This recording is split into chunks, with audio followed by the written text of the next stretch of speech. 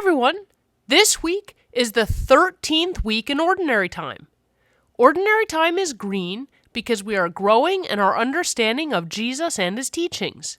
It is our first week back to green after several special weeks.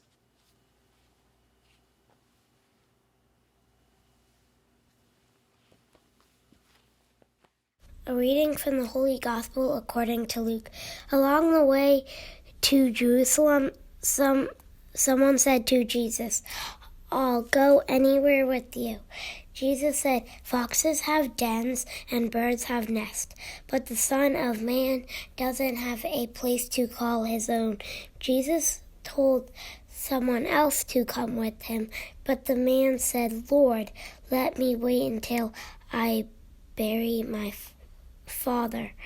Jesus answered, "Let the dead take care of the dead, while you go and tell about God's kingdom." Then someone said to Jesus, "I want to go with you, Lord, but first let me go back and take care of things at home." Jesus answered, "Anyone who starts plowing and keeps looking back isn't worth a thing in God's kingdom." The Gospel of the Lord.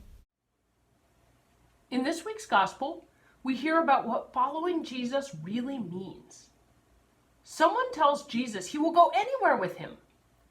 But Jesus reminds that person that Jesus doesn't have his own place to stay. Unlike foxes who have dens and birds who have nests, Jesus has nowhere to stay. We assume that this means during his time in teaching and healing others, he traveled around from place to place with no home. But it may also mean that his heart was with others, and that he considered his home in teaching and in healing and living among people in their moments of struggle, not in making his own life how he wanted it just for him.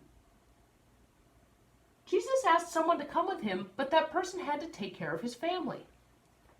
As harsh as it sounds, Jesus told him to put God's kingdom first. The things we worry about in our day-to-day lives will pass, but God will live forever. It's hard to imagine leaving our other responsibilities, but our heart should always be with God's kingdom as the only thing that really matters. Another person told Jesus they wanted to follow him, but only after taking care of a few things first. Jesus told them that like plowing the earth, it's no good to start and not finish. If I plow part way but don't finish, I accomplish nothing. In the same way, if we start to follow Jesus but turn back, nothing good comes of it. We need to continue to focus on God's kingdom. What could that mean? Well, if we decide to put God's kingdom first, we will be a lot less selfish. But if that doesn't last, and after a while we turn to be selfish again, our lives aren't better, and the lives around us aren't better. This story also reminds us that the Spirit of God will take us places we don't expect. If Jesus had a home to call his own, he wouldn't travel around. He wouldn't do things that surprised him. He'd be worried about his home.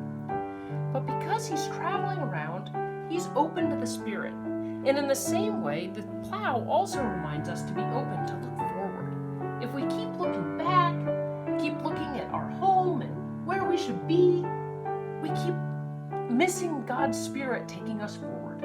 So the plow also reminds us, once we start to follow Jesus and start to follow God's kingdom, it takes us forward, and it may take us away from where we were before.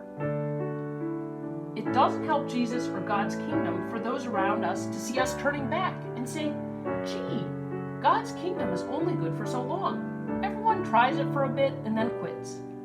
Instead, those around us need to see that God's kingdom is the only thing that lasts. Where we live, what we eat, what we do, that changes every day. The only thing that doesn't change is that God is, has been, and will be forever. If we choose to focus on it, our lives will be better, and those around us can see that while everything else changes, God's kingdom does not. But if we stop and start, it's not only we who miss out, but those around us who may not be able to see how God's kingdom lasts forever.